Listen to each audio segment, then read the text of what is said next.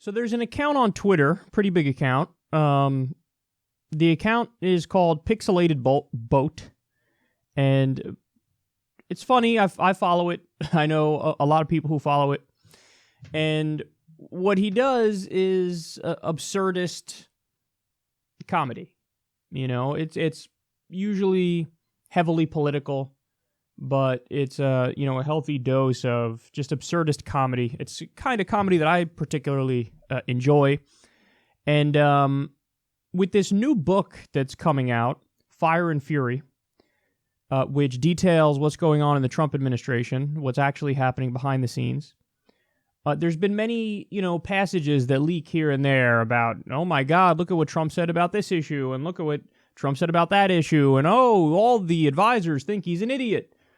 So what Pixelated Boat did in classic Pixelated Boat fashion is he decided to do a fake passage from the book and tweet it out. Now, again, this is what he does.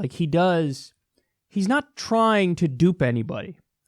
But I'm about to read you this passage and then tell you the reaction. So Pixelated Boat says, wow, this extract from Wolf's book is shocking insight into Trump's mind. And it says, on his first night in the White House, President Trump complained that the TV in his bedroom was broken because it didn't have the Gorilla Channel. Trump seemed to be under the impression that a TV channel existed that screened nothing but gorilla-based content 24 hours a day. To appease Trump, White House staff compiled a number of gorilla documentaries into a makeshift gorilla channel, broadcast into Trump's bedroom from a hastily constructed transmission tower on the South Lawn. However, Trump was unhappy with the channel they created, moaning that it was boring because the gorillas aren't fighting. Staff edited out all the parts of the documentaries where gorillas weren't hitting each other, and at last the president was satisfied. Quote, on some days he'll watch the Gorilla Channel for 17 hours straight, an insider told me. He kneels in front of the TV with his face about 4 inches from the screen and says encouraging things to the gorillas, like, the way you hit that other gorilla was good. I think he thinks the gorillas can hear him. So, my guess is that virtually all of you hear that and you go, wow, that's funny. That's like a funny joke tweet. Well, guess what? There are many people on Twitter, let's face it, mostly corporate Democrats or corporate Democrat apologists, who looked at that and they thought, the Gorilla Channel, Donald Trump. Oh my God, he wanted the Gorilla Channel in his room. And it was Pixelated Boat. What he found in Michael Wolff's book, Fire and Fury, is real. So many people thought it was real, it started trending on Twitter.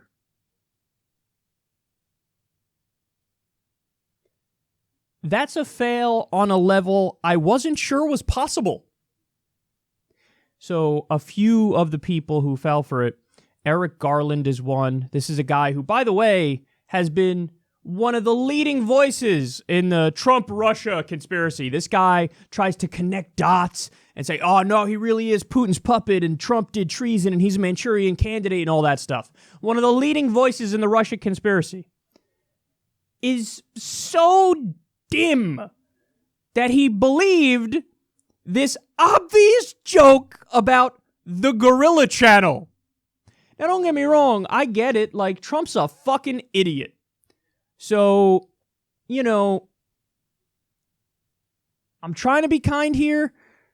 If there was a somewhat similar passage that wasn't as absurd, like if you reeled in the absurdity like 50%, yeah, it could be believable.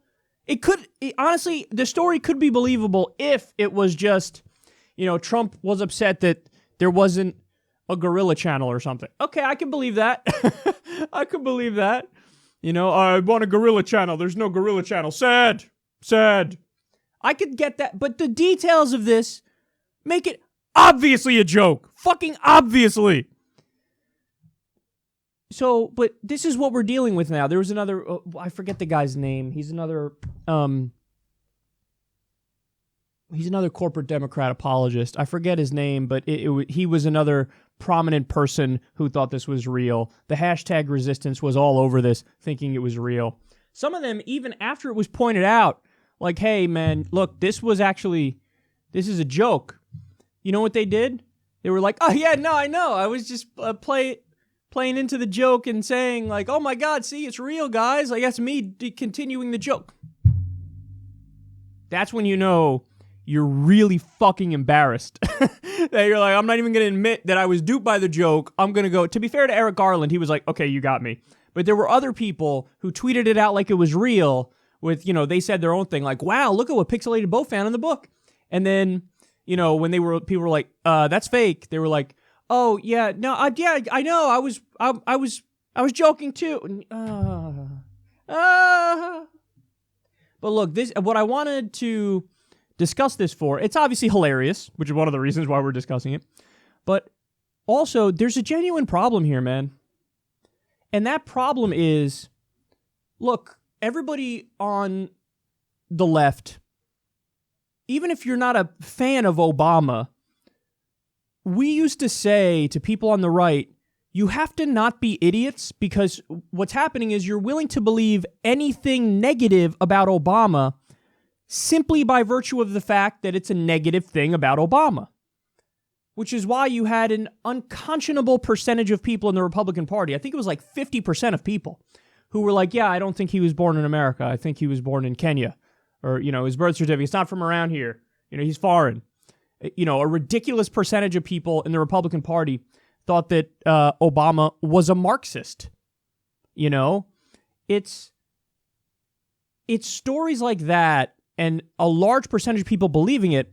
Like, I think it was half the Republican Party thought that Acorn stole the election for Obama in 2012 when it was against Mitt Romney, when Acorn already hadn't existed for years.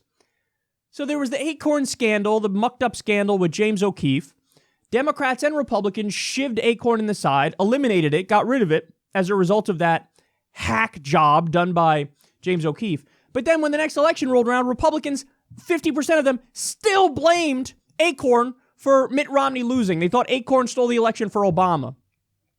And everybody on the left looked at everybody on the right and said, wow, an embarrassing percentage of you are willing to believe fucking anything as long as it portrays Obama in a negative light. Well, guess what? That is exactly what we're dealing with here. Now, again, I get it. Trump's an idiot. He's an idiot. Everybody knows he's an idiot. Any reasonable person knows he's an idiot. He honestly does not. He's not able to follow complex thoughts. He unquestionably has a low IQ. He tweets things like, I'm like a really smart person and a very stable genius. He did that this weekend. He did that this weekend. That's not just, a tweet in 2009. No, now. It just happened.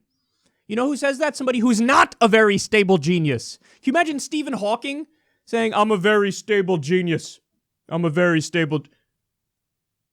I'm like a really smart person.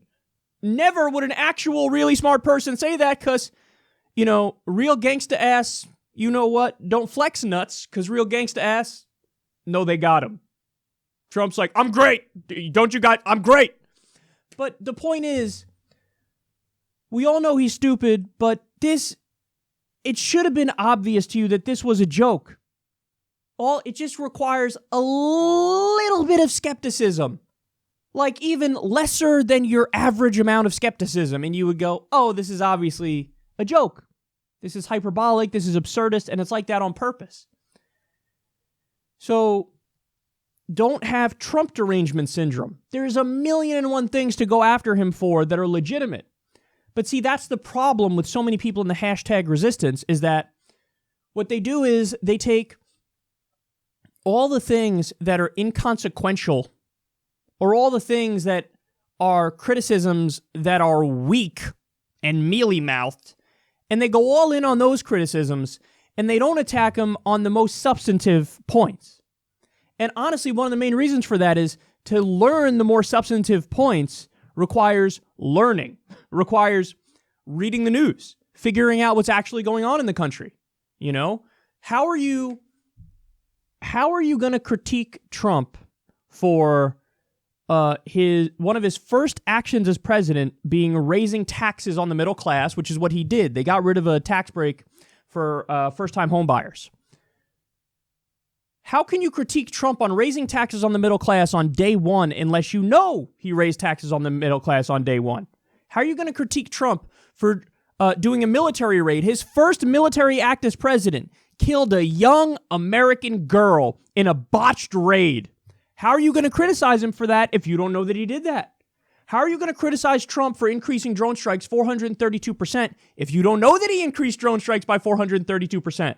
How are you going to criticize him for appointing, 5, 6 top Goldman Sachs officials to his administration who wrote his fucking tax plan if you don't know that that's what he did?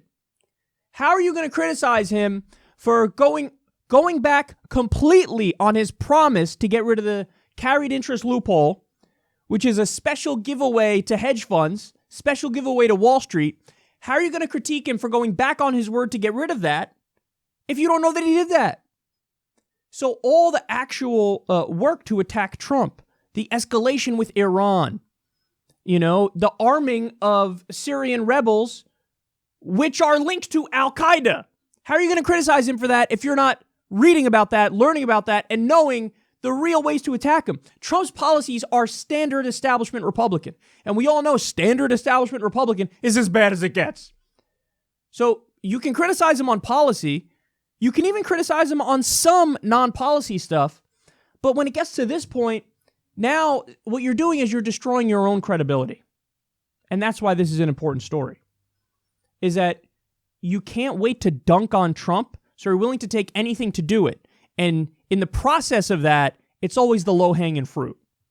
It's always, he must be a Manchurian candidate. He must be Vladimir Putin's puppet.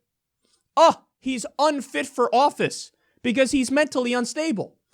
Now, there is an argument for that, but you have to not rely on just your gut or just what it looks like to you. You have to have an argument that's more powerful than that, than, I don't know, look at him. Look at him. So point is, all you're doing is sniffing your own farts in your own liberal bubble if every point you make against Trump is only something that's going to make people who already agree with you nod along. And that's the case if you're doing this guerrilla channel bullshit and you fell for it. Is that you're already predisposed to hating everything about him. So you look around and you go, this is real, right? And then everybody in your sycophantic bubble's like, yeah, this is real. Hashtag Hillary 2020. Those are the kinds of people who fall for this shit. Those are the kinds of people who fall for this shit, where it never had anything to do with policy. If Donald Trump, came out, and we're going to do a story on this later. If Donald Trump said, we're going to do Medicare for all, and he actually started fighting for it, I know that wouldn't happen. And again, we'll get to a story that's similar to that later. But these are the same people who go, Medicare for all is so stupid. What? So in other words, they don't believe anything. They don't actually believe anything. They're just into politics for the tribalism. And for the, I'm on Team Blue, yay! You're on Team Red, boo! Our side is good, your side is bad. See, your side's so stupid that he wanted the Gorilla Channel. That's real. I'm a serious thinker. Just a little bit of skepticism, you would have went, yeah, something's off with that. So it's just embarrassing. This is just embarrassing that so many people fell for it. When the guy, he wasn't even trying to do people. He was making it so over the top on purpose that you would go, oh, that's a funny joke. But people who despised Trump so much, they were just like, that must be real. And then the final point to this is, and then they go ahead, and then they do this, and then what's the effect? The effect is people go, fake news, see? Here's the fake news Trump was talking about. People say anything anti-Trump, and then it's believed, and then it's spread, and it goes viral. So the media and corporate Democrats are working overtime to try to prove Trump right. And that's why this should really upset you, is because the way you win is to make good arguments and hammer away. Not make really shitty arguments in your insular bubble and hammer away, because then you become unbearable. To people on the fence, they go, yeah, I would have been with you, but holy fuck, you're unscrupulous and you don't give a shit about the truth. So how am I supposed to be with you? So I do these segments as a warning. Pump your fucking brakes and use your mind. Don't just be reactionary idiots, because that's the thing that we're against, and we're supposed to be consistently against. We were against them under Obama when it was, and I'm fine with criticizing Obama. Of course, I've criticized him very strongly. But the things I defended him from was when idiots were saying he's a Marxist, he's a Kenyan, he's a Manchurian candidate. But now that's the same kind of thing you see going on in corporate Democrat circles and corporate Democrat apologist circles, and it's really sad.